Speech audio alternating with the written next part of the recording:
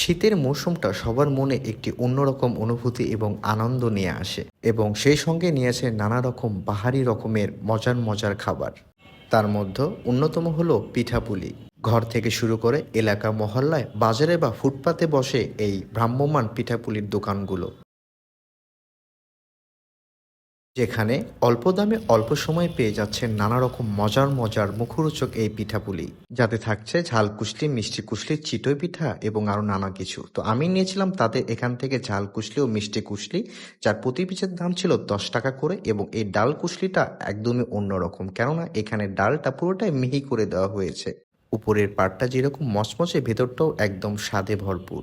অন্যদিকে মিষ্টি কুশলিটাও কিন্তু কোনো অংশে কম নয়। এখানে 10 টাকা হিসেবে নারকেলের যে পরিমাণটা একদম ভালোভাবেই বোঝা যাচ্ছে। আরও নিয়েছিলাম তাদের এখান থেকে একটি ঝাল পিঠা, যাতে তারা ব্যবহার করে পুরো একটা আস্ত ডিম, এবং যার দাম মাত্র 35 টাকা। ঝাল পিঠার সাথে এই ডিম দিয়ে খাইতে জাস্ট অসাধারণ, এবং ধনের পাতার কম্বিনেশনে এই স্বাদটা চমৎকার। চাইলে আপনারাও ট্রাই করতে পারেন, এবং আমার কাছে 35 টাকা হিসেবে এটা অর্থিত মনে হয়েছে।